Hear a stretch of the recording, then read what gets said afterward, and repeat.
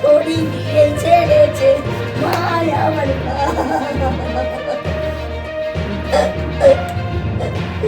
ও জননী মায় আমার মা গো, মায় আমার মা, আমার কিন্তু ইনি আমার ননদ, এই যে এও আমার ননদ, আর এই যে ননদের হাজবেন্ড এটা, এই যে হ্যাঁ যে মেরেছে, এই জানোয়ার মেরেছে আমার দিদিকে।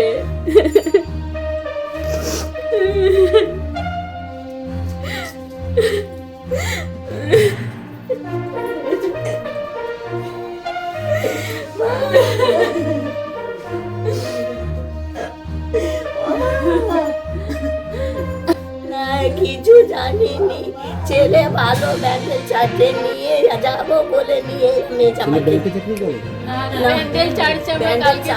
প্রোগ্রাম ছিল, চার্চে থেকে বাস রেজাম দিয়ে আমাদের যাবে, তাই আমি মেজামাকে আমরা সব একসাথে কাল ঘুরতে গেছিলাম।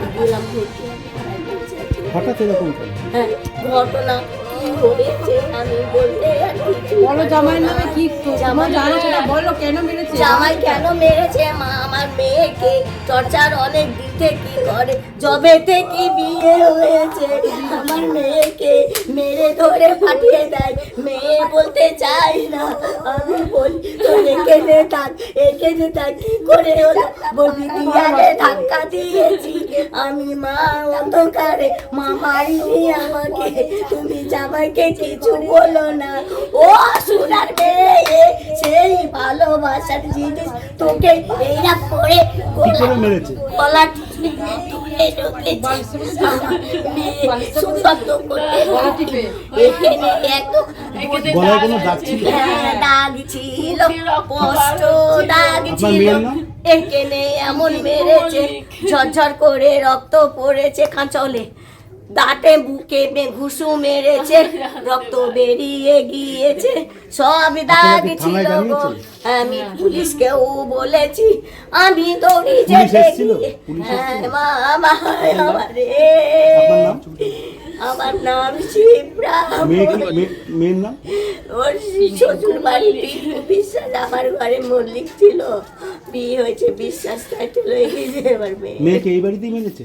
এই বাড়িতে বাবা তাকে সহ্য করতে পারছিনি, ভাড়া করেছিল। আমার বাড়ি, আমার মেয়ে, আমি মা বাপের বাড়ি এসেছিল, বাপের বাড়ি এসে মেরেছে, কত ক্ষমতা ছেলের, মানে বাপের বাড়িতেই মেরেছে?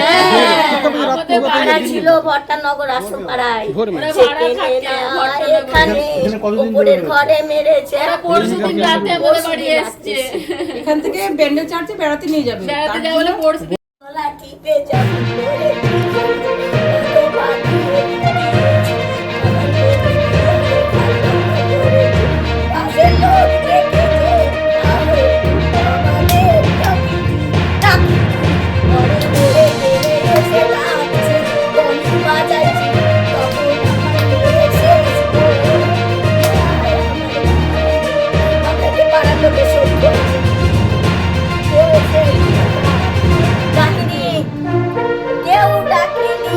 আমার বাড়ি এসে একমাত্র আমার মেয়ে মরে গেলে শুধু আমার বিয়ে ডেকেছে, আর লোক কেউ আসেনি, কেউ আসেনি, কেউ আসেনি, কেউ ডাকেনি।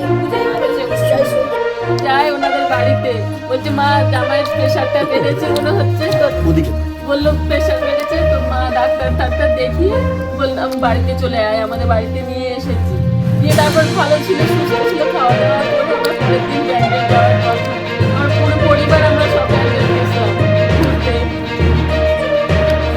ব্যান্ডেলে গেছি, ব্যান্ডেলে গিয়ে বাসের মধ্যেই অসভ্যতামি করছে, গালাগালি দিচ্ছে, দিয়ে ঘুরে খায় বাড়িতে সবাই এসে রান্না বান্না করে খাওয়া দিয়ে খাওয়া দিয়ে তার কোনো অশান্তি ওদের মধ্যে তো ছিল না, মা গিয়ে গল্প করলো সন্ধ্যেবেলা, মাথার কোনো গন্ডগোল ছিল না ও ভালো ছেলেই ছিল, ড্রিঙ্ক করতো ঘরে, অল্প ড্রিঙ্ক করতো, তারপরে কোথায় যেখানে কাজ করেছে ওখানে ফিস্ট ছিল, ওখানে নাকি ড্রিঙ্কটা একটু বেশি করেছে।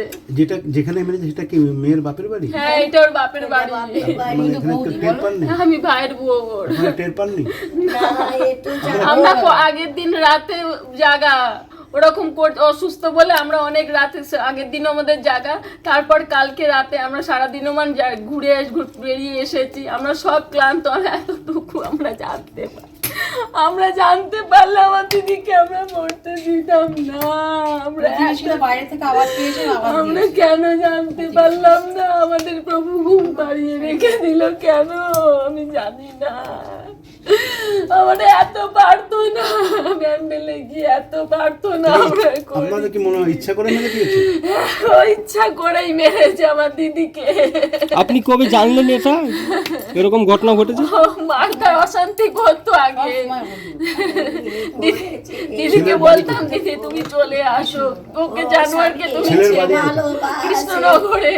এত ভালোবাসে ওকে এত পাগলের মতন ভালোবাসে স্বামীকে, একটা সেকেন্ড বলবে না ছাড়। কাউকে, মাকে বৌদিকে বলবে না, যদি ওরা বলে বয়স কত না? 40 মতন হবে। বাচ্চা আছে? কতদিন বিয়ে হয়েছে? 7-8 বছর মতন বিয়ে হয়েছে। আপনি কে হন? ভাইয়ের বউ। আপনার নাম? শিখা মল্লিক।